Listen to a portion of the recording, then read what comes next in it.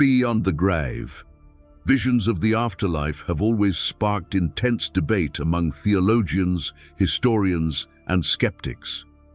When a person claims to see the dead, the modern mind immediately searches for a psychological explanation.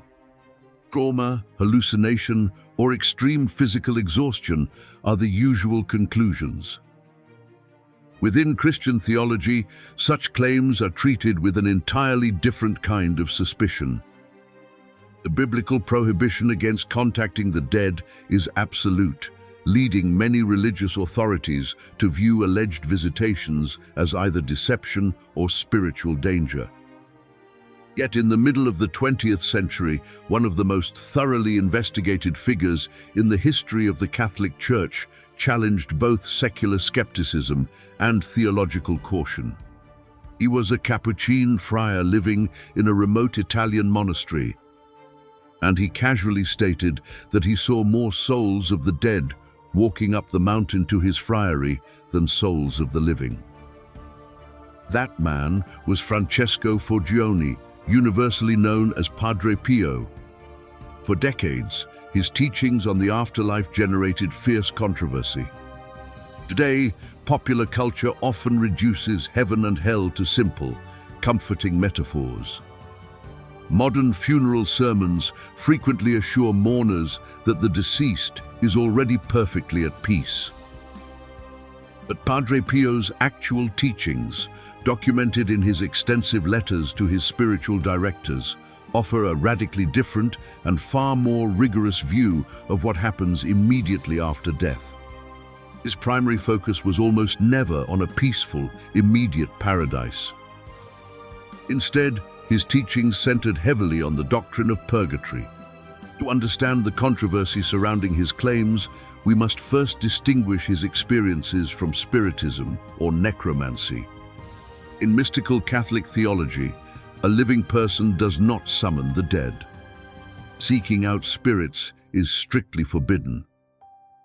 Padre Pio never conducted seances and never attempted to pull souls across the veil. According to his own accounts, the souls were permitted by divine authority to approach him. They came for a single, desperate reason. They needed prayers to shorten their period of purification. This theological framework did not protect him from intense scrutiny. During the 1920s and 30s, the Vatican's Holy Office was deeply suspicious of the friar. While public attention focused mostly on his bleeding wounds, the investigators were equally concerned with his supernatural claims. Could a simple priest really be holding daily conversations with the deceased? Some church officials feared a cult of personality was forming, driven by hysteria rather than orthodox faith. They restricted his public ministry, questioning whether his visions were the product of a highly suggestive mind or even demonic illusion.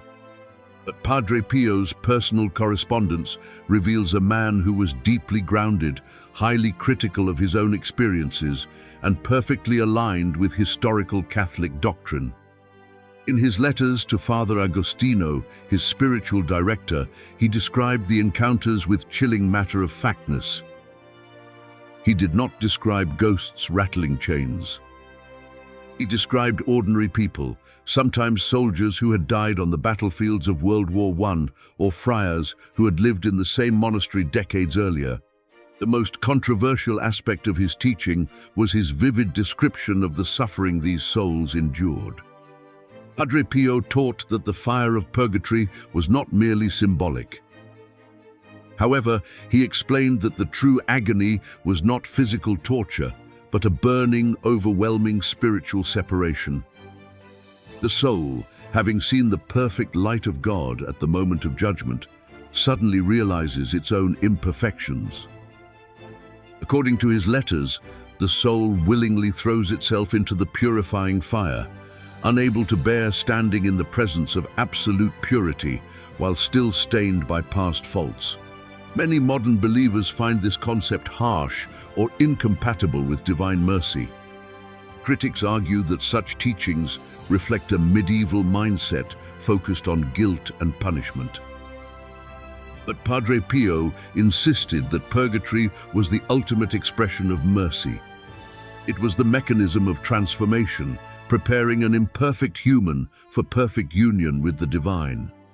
This strict theological view became deeply personal for the friar, leading to physical suffering that witnesses claimed to observe firsthand. He famously offered himself as a victim soul, asking to absorb the suffering of the dead to accelerate their release. But what exactly did these visitations look like? And how did the friar react when a deceased man suddenly appeared standing next to the fireplace in the monastery guest room? Continuo para a proxima part dois. The story of the man by the fireplace is one of the most thoroughly documented accounts of Padre Pio's alleged encounters with the dead. According to his own testimony, which was later recorded and preserved by his superiors, the event occurred on a quiet winter evening. Padre Pio was sitting alone in the monastery guest room, warming himself near the stone hearth. Suddenly, he realized he was no longer alone. An elderly man, wrapped in an outdated traditional cloak, was sitting silently next to him. Assuming the man was simply an ordinary visitor who had wandered in from the cold mountainside, the friar asked him who he was and what he needed. The man's answer was chillingly precise. He stated his full name and explained that he had lived in that exact monastery several decades earlier. One night, while sleeping near the fireplace, his clothes had accidentally caught fire, and he had burned to death. The man claimed he was currently suffering in the purifying fires of purgatory and had been permitted by divine grace to ask Padre Pio for a single mass to secure his release. The friar agreed to offer the mass the very next morning. In his written account, Padre Pio noted that the man thanked him profoundly and then simply vanished from the room. But the friar did not immediately assume the vision was authentic. He went directly to the monastery archives and searched the historical death records. There, in the old parish registry, he found the exact name the man had given, alongside a brief, faded note recording his tragic death by fire in that very guest room. This incident highlights a crucial difference between Padre Pio's claims and the generalized spiritual metaphors of modern religion. For him, the afterlife was never an abstract concept.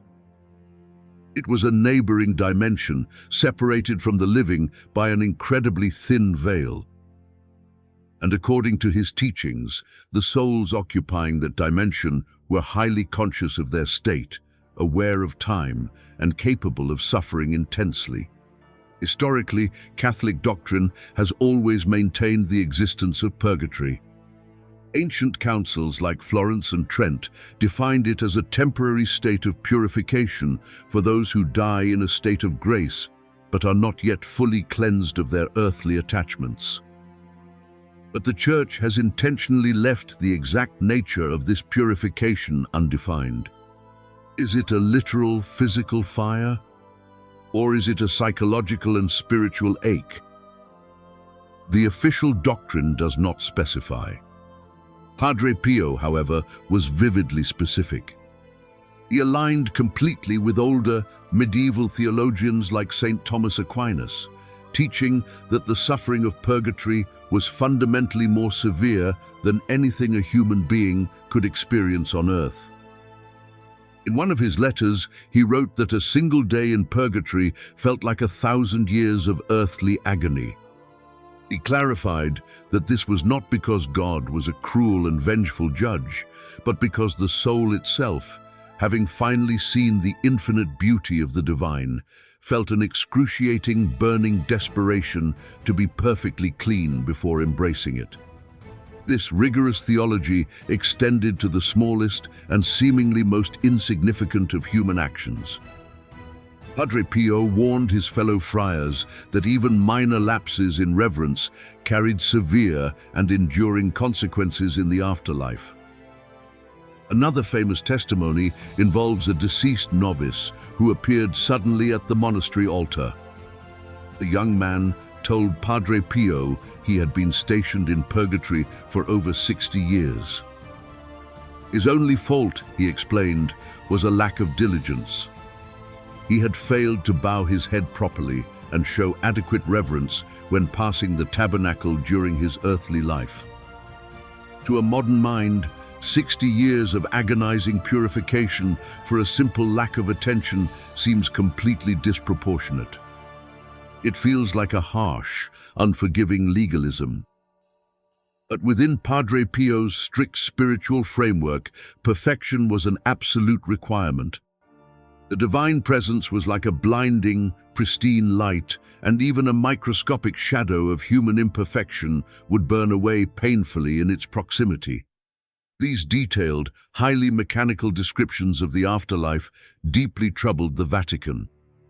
Investigators from the Holy Office worried that his specific claims about how long souls suffered, or exactly what they suffered for, were straying too far from the cautious limits of official church teaching. In the 1920s, prominent church physicians and theologians openly doubted his mystical experiences. They feared his vivid stories might encourage superstition among the faithful, reducing the profound mystery of salvation to a strict mathematical transaction of prayers and time limits. Yet, despite the intense skepticism of high-ranking church authorities, the reports of visitations only increased. Padre Pio claimed that the dead were constantly seeking him out, drawn to the unique spiritual sacrifices he offered on their behalf. He described carrying an invisible weight, a heavy sorrow that did not belong to him, but was transferred directly from the souls seeking his intercession. But this constant, unrelenting contact with the afterlife began to take a terrifying toll on his physical body. If the souls of the dead were truly bringing their immense suffering to him, what exactly were they leaving behind? Continuo para approxima part tres. The physical toll on Francesco Forgione was not a hidden matter. By the year 1918, he had developed the stigmata, the unexplained bleeding wounds corresponding to the crucifixion of Jesus. While millions of pilgrims viewed these wounds as a miraculous sign of holiness, Padre Pio himself closely associated his physical agony with his intercession for the souls in purgatory. He described his own body as a living altar, a place where the suffering of the dead was temporarily transferred to the living to hasten their journey toward paradise. But this extraordinary claim collided directly with the medical and scientific realities of the 20th century. When the Vatican dispatched Father Agostino Gemelli, a Franciscan friar who was also a highly trained physician and psychologist, the resulting medical report was devastating. Gemelli did not see a mystic carrying the invisible weight of the afterlife. He diagnosed a highly suggestible, hysterical personality. He openly theorized that the wounds were self-inflicted and artificially kept open, and he dismissed the visions of deceased souls as the hallucinations of a broken mind. For years, this deeply skeptical medical perspective dominated the official stance of the Vatican. The Holy Office severely restricted Padre Pio, forbidding him from celebrating Mass in public or hearing confessions. Investigators viewed his vivid stories about conversing with dead soldiers and burning monks as potential symptoms of psychological distress. They feared his influence was pulling the faithful away from the grounded reality of the gospel and plunging them into a dangerous obsession with the supernatural and the dead. Yet, the friar's reaction during this period of extreme restriction became the strongest argument for his authenticity among his supporters. He did not rebel against the authority of the Church. He did not attempt to start a breakaway spiritual movement. He simply retreated to his cell and continued his private prayers. Slowly, over several decades, the ecclesiastical atmosphere shifted. The countless documented testimonies of ordinary people experiencing unexplainable healings and profound moral conversions after interacting with him forced the hierarchy to reconsider his case. When Pope John Paul II eventually canonized him in the year 2002, the Church officially recognized his heroic virtue. However, it is crucial to understand how Catholic theology treats his specific, terrifying visions of the afterlife. The canonization process does not declare that every single story Padre Pio told about a soul in purgatory is an infallible historical fact. In Catholic doctrine, private revelations, even those experienced by a recognized and canonized saint, are never considered equal to the canonical scriptures. Catholics are not strictly required to believe that a deceased man actually materialized next to the monastery fireplace. What the Church did validate, however, was the theological orthodoxy of his core message. His fundamental teaching that the afterlife is immediate, that human actions have enduring spiritual consequences, and that the living can directly assist the dead through prayer, perfectly matches ancient Christian tradition. Padre Pio did not invent the concept of a purifying fire. He simply stripped away the comforting, softened modern metaphors and presented the ancient, demanding doctrine with terrifying, vivid clarity. In his correspondence with Father Benedetto, another of his spiritual directors, he went to great lengths to explain that the fire of purgatory was not exactly like the fire we know on earth. He described earthly fire as something created to illuminate and warm, whereas the fire of purgatory was created purely by divine justice to cleanse. But he insisted that the deepest agony of the afterlife was not the burning sensation itself. It was the psychological and spiritual devastation of the soul looking at the infinite, overwhelming love of the Creator and realizing that its own past actions had delayed the embrace. So, what did Padre Pio actually teach about the world beyond the grave? He taught that the transition from life to death does not automatically or instantly erase human imperfection. According to his life and letters, purgatory is not a torture chamber designed by a vengeful judge. It is the painful, necessary process of a soul willingly allowing itself to be cleansed by absolute purity. His legacy serves as a stark contrast to the modern tendency to minimize the gravity of the afterlife. For him, the veil between the living and the dead was incredibly thin, and the responsibility of the living toward those who have passed away was both profound and urgent. Padre Pio's precise, medieval descriptions of the afterlife raise another important historical question. If this strict, agonizing view of purification is truly the historical teaching of the faith, what exactly did the very first generation of Christians believe? Did the apostles and their immediate followers believe in a burning purgatory, or did they hold a completely different view of what happens right after death? If you would like our next investigation to examine the earliest Christian beliefs about the afterlife and paradise, leave the word paradise in the comments below.